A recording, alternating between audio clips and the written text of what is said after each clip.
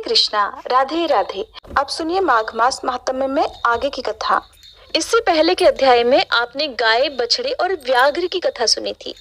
श्री सूत जी कहने लगे, हे महर्षियों, उसी के समीप पूर्व भाग में अगस्त्य कुंड है, जहाँ परम पुण्यदायिनी और सभी पापों का नाश करने वाली बावली है। जो मनुष्य वहाँ फाल्गुन मास के शुक्ल पक्ष की अष्टमी तिथि को उपवास करके स्नान करता है, उसे अपनी इच्छा के अनुकूल वस्तु की प्राप्ति होती है। अगस्त्य वापी के दक्षिण भाग में कपिला नदी है, जहाँ कपिल मुनि ने सांख्य शास्त्र की सिद्धि प्राप्त की थी। कपिला के पूर्व भाग में सिद्ध क्षेत्र बताया गया है, जहाँ पूर्व काल में लाखों मनुष्य सिद्धि को प्राप्त हुए हैं। जो मनुष्य जिस कामना को लेकर वहां तपस्या करता है, वह 6 महीने के भीतर अवश्य ही उसे प्राप्त कर लेता है। हे ब्राह्मणों, सिद्ध क्षेत्र के निम्न भाग में एक शुभ कारक वैष्णवी शिला है, जो घूमती रहती है। उसकी आकृति चौकोर है और वह सभी पातकों का नाश करने वाली है। वह महानदी के जल से धुली हुई और मनुष्यों को मोक्ष देने वाली है। उस शिला के आगे गंगा, यमुना, सरस्वती संगम रूपा त्रिवेणी बहती है, जो भोग और मोक्ष देने वाली है। उसके उत्तर भाग में रुद्रकोटि तीर्थ है, जो दाक्षिणात्य महात्माओं द्वारा पूजित है। उसे रुद्रावर्त भी कहते हैं। जो पुरुष रुद्रावर्त क्षेत्र में श्राद्ध करता है, वह 100 यज्ञों का फल पाता है। जो वहां उपवास पूर्वक रात्रि में जागरण करता है, वह इच्छानुसार चलने वाले विमान के द्वारा अंत में स्वर्ग को जाता है। वही पूर्व काल में महात्मा राजा नल ने चर्म मुंडा देवी की स्थापना की थी। जो मनुष्य महानवमी के दिन भक्ति पूर्वक चर्म मुंडा देवी का पूजन करता है, वह मनोवांछित पदार्थों को प्राप्त करके सनातन पद पा लेता है। बहुत पहले की बात है, वीरसेन के पुत्र नल इस भूमंडल के राजा थे, जो समस्त सद्गुणों से युक्त थे। विदर्भ देश की राजकुमारी दमयंती उनकी पतिव्रता पत्नी थी। एक समय राजा नल ने कलयुग से आविष्ट होकर अपने भाई पुष्कर के साथ जुआ खेला। उसमें वे अपना सारा राज्य हार गए। फिर नल अपनी पत्नी को साथ लेकर घने वन के भीतर चले गए। वहां उन्होंने ये सोचा कि अगर दमयंती राजा भीम के घर चली जाए तो वनवास के कष्ट से मुक्त हो सकती है। इसलिए रात में इसको सोता छोड़कर मैं दूर चला जाऊंगा, जिससे ये साध्वी दमयंती मुझसे अलग होकर कुंडिनपुर को चली जाएगी। ऐसा निश्चय करके राजा नल सुख से सोई हुई दमयंती को छोड़कर घने वन में चले गए। प्रातःकाल उठकर दमयंती जब इधर उधर देखने लगी तो उसने अपने पास नल को नहीं पाया। तब वह दुख से आतुर होकर वन में करुण स्वर से विलाप करने लगी और धीरे धीरे कुंडिनपुर की राह लेकर अपने पिता के राजमहल में जा पहुंची। नल भी उस वन को छोड़कर उस समय दूसरे बड़े भारी वन में चले गए और घूमते घूमते हाटकेश्वर क्षेत्र में ही जा पहुंचे। इसी बीच में महानवमी का दिन आ गया। फिर नल ने वहां चर्ममुंड धारिणी दुर्गा जी की मृन्मयी मूर्ति बनाकर उसका पूजन किया और फल मूलों का भोग लगाकर देवी को तृप्त किया। फिर वे देवी के आगे हाथ जोड़कर खड़े हो गए और बड़ी श्रद्धा के साथ स्तुति करने लगे। नल बोले, चर्ममुंड धारण करने वाली श्रेष्ठ देवी, तुम सर्वत्र व्यापक हो, तुम्हारी जय हो। सर्वेश्वर तथा संपूर्ण राजाओं के द्वारा वंदित हे दक्ष कुमारी, आप प्रत्येक कार्य में दक्ष हो। हे शुभे, आपकी जय हो। काल रात्रि, अचिंत्य, नवमी और अष्टमी को प्रिय मानने वाली देवी, आपकी जय हो। आप ही लक्ष्मी, सावित्री और गायत्री हो। हे देवी, तीनों लोकों में स्त्री रूप में जो कुछ भी दिखाई देता है, वह सब आपके ही अंश से प्रकट हुआ है। इस विषय में मुझे कोई संदेह नहीं है। इस सत्य के प्रभाव से आप इस मूर्ति में निवास करो। देव दानव वंदिते, इस भक्ति से संतुष्ट होकर आप अपना सानिध्य यह स्थापित करो। श्री सूत जी कहते हैं, राजा नल के इस प्रकार स्तुति करने पर भक्त वत्सला चतुर्भुजा देवी ने प्रत्यक्ष दर्शन दिया और इस प्रकार कहा, वत्स, मैं तुम्हारे इस स्तोत्र से संतुष्ट हूँ, इसलिए तुम मुझसे मनोवांछित वर मांगो। राजा नल बोले, देवी, मैंने प्राणों से भी अधिक प्रिय अपनी पत्नी दमयंती को हिंसक जंतुओं से भरे निर्जन वन में त्याग दिया था। वह आपकी कृपा से अखंड शील से युक्त और निर्दोष रूप में मुझे फिर प्राप्त हो, ऐसा यत्न कीजिए। जो आपके आगे इस स्तोत्र द्वारा स्तुति करे, उसे उसी दिन आप मनोवांछित वस्तु प्रदान करें। श्री सूत जी कहते हैं, तब दुर्गा देवी तथास्तु कहकर अंतर्ध्यान हो गई और राजाओं में श्रेष्ठ नल ने उन सभी कामनाओं को प्राप्त कर लिया। चर्म मुंडा के समीप ही राजा नल के द्वारा स्थापित देवाधिदेव भगवान महेश्वर विराजमान है, जिनका दर्शन करके मनुष्य सभी पापों से मुक्त हो जाता है। माघ मास के शुक्ल पक्ष की षष्ठी तिथि को जो मनुष्य भक्ति पूर्वक नलेश्वर का दर्शन करता है, वह सभी रोगों से मुक्त होकर परम पद को प्राप्त होता है। उन्हीं भगवान शिव के आगे एक निर्मल जल से भरा हुआ कुंड है। जो रविवार के प्रातःकाल उस कुंड में स्नान करता है, वह कुष्ठ रोग से मुक्त होकर फिर से नया शरीर प्राप्त कर लेता है। श्री सूत जी कहते हैं, नलेश्वर से थोड़ी ही दूर पर देवताओं के स्वामी सूर्य सांबादित्य के नाम से प्रसिद्ध हैं, जिनका दर्शन करके मनुष्य संपूर्ण हृदय स्थित कामनाओं को प्राप्त कर लेता है। जो माघ शुक्ल सप्तमी और रविवार के योग में भक्ति पूर्वक उनका दर्शन करता है, वह नरक को नहीं देखता। प्राचीन काल में गालव नाम वाले एक ब्राह्मण हुए हैं, जो सदा ही वेदों के स्वाध्याय में तत्पर और उत्तम स्वभाव और सदाचार से युक्त थे। उनकी अवस्था ढल गई तो भी उनके कोई पुत्र नहीं हुआ। इसका उनके मन में बड़ा भारी दुख था। तब उन्होंने घर का सारा काम काज छोड़कर इसी क्षेत्र में एकाग्रता पूर्वक निवास करते हुए भक्ति भाव के साथ सूर्य देव की आराधना की। जितेंद्रिय होकर निराहार रहते हुए उन्होंने पंचरात्रोक्त विधि से सूर्य देव को अर्घ्य प्रदान किया और इसी नियम से प्रतिदिन उनकी आराधना करते रहे। 15वां वर्ष आने पर भगवान सूर्य गालव को दर्शन देते हुए बोले, विप्रवर, तुम्हारा कल्याण हो, तुम कोई वर मांगो। तब गालव बोले, हे सूर्यश्रेष्ठ, मेरे कोई पुत्र नहीं है, इसलिए मुझे मेरे वंश की वृद्धि करने वाला पुत्र प्रदान कीजिए। तब भगवान सूर्य ने कहा, विप्रवर, तुम्हें वंश की वृद्धि करने वाला पुत्र प्राप्त होगा और वह तेजस्वी, यशस्वी, शास्त्रज्ञ और वेदों का पारंगत पंडित भी होगा। तुमने सांबादित्य के समीप जहां मुझे अर्घ्य देकर पूजन किया है, वहां दूसरा कोई भी जो पुरुष रविवार और सप्तमी के योग में श्रद्धा पूर्वक मेरे इस विग्रह की पूजा करेगा, उसे वंशवर्धक पुत्र की प्राप्ति होगी। ऐसा कहकर भगवान सूर्य मौन और अंतर्ध्यान हो गए और गालव भी प्रसन्नचित्त होकर अपने घर को चले गए। थोड़े ही दिनों में उनके यहाँ भगवान सूर्य के कथनानुसार एक सर्व शुभ लक्षण संपन्न पुत्र उत्पन्न हुआ। भगवान सूर्य ने वट वृक्ष का आश्रय लेकर दर्शन और वरदान दिया था, इसलिए गालव ने अपने पुत्र का नाम वटेश्वर रखा। वटेश्वर के पुत्रों और पौत्रों को देख लेने पर महर्षि गालव भारी तपस्या करके सूर्यदेव को प्राप्त हुए। वटेश्वर ने भी अपने पिता के द्वारा स्थापित भगवान सूर्य नारायण के लिए एक परम मनोहर मंदिर बनवाया।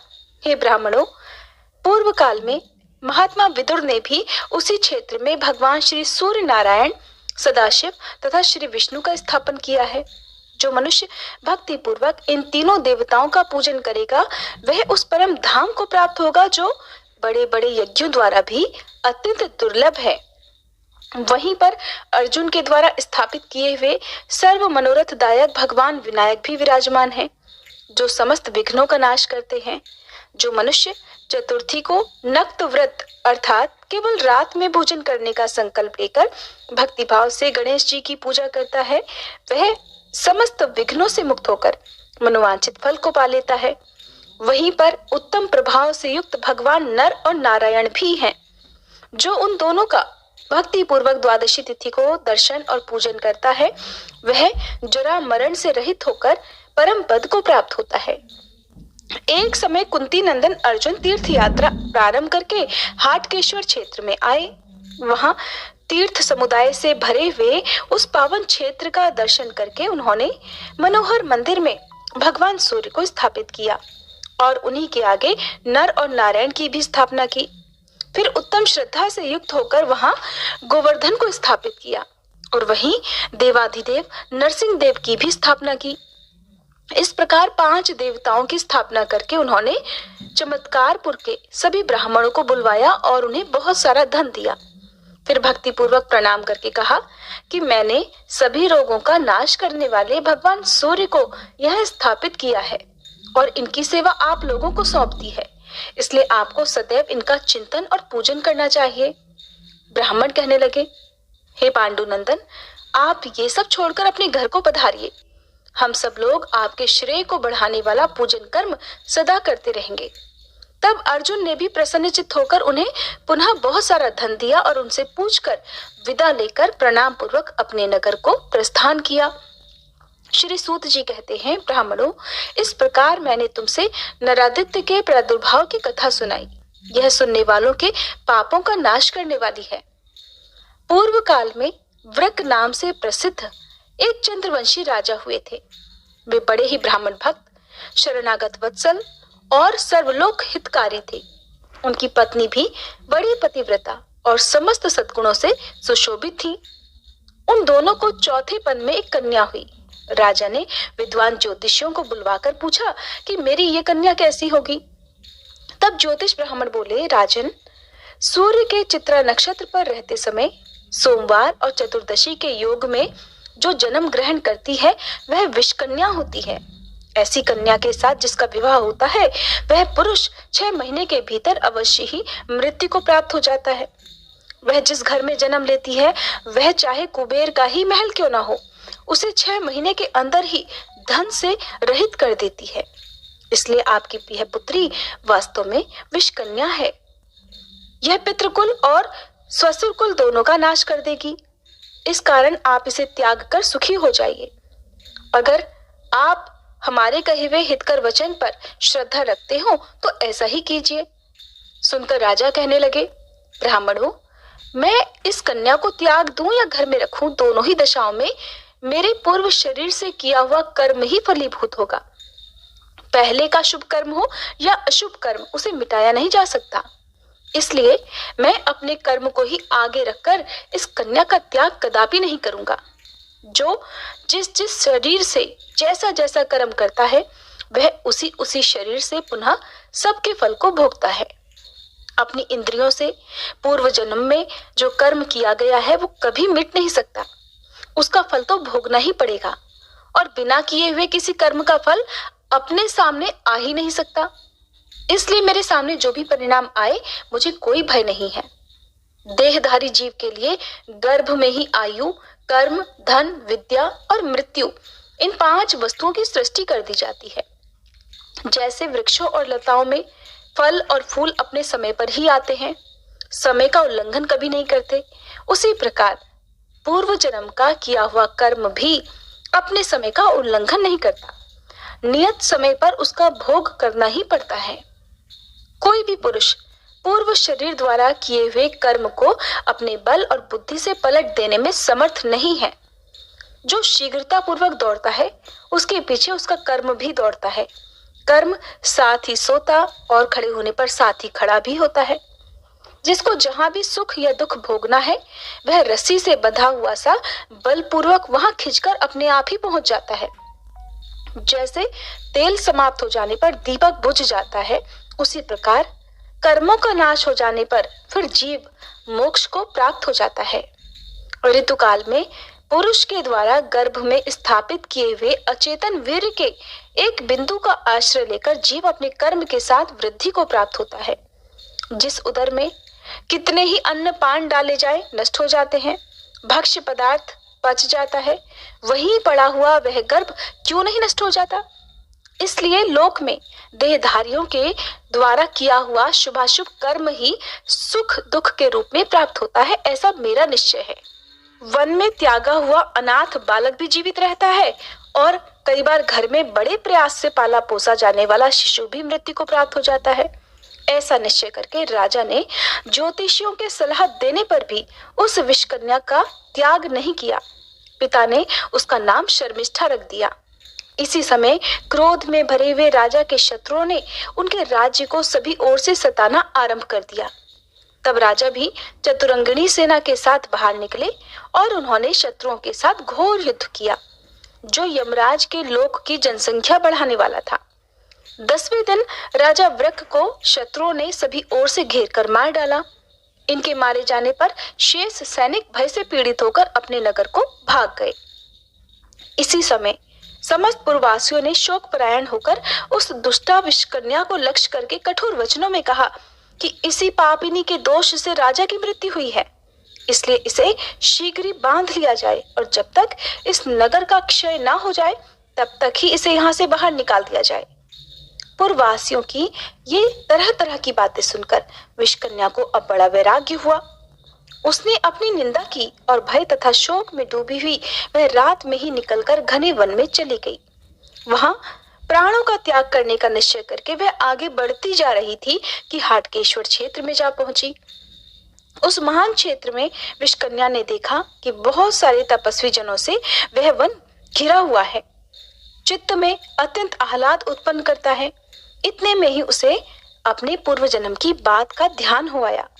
अहो, पूर्व काल में जब मैं चांडाल जाति की स्त्री थी, यही इसी वन में, इसी क्षेत्र में मैंने एक गाय की प्यास बुझाई थी। उसी के प्रभाव से मैं राजा के पवित्र भवन में उत्पन्न हुई, इसलिए अब मुझे यहीं रहना चाहिए। पूर्व जन्म में गऊ के लिए किए हुए जलदान के महात्म्य का विचार करके उसने निर्मल जल से भरे हुए एक सरोवर का निर्माण किया, जो कि समुद्र के समान विस्तृत और मनोहर कमल वन से सुशोभित था।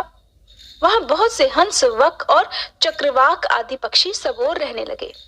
फिर राजकन्या ने उस सरोवर के समीप कैलाश शिखर के समान ऊंचा एक सुंदर मंदिर बनवाया, जो देखने में बड़ा ही मनोहर था।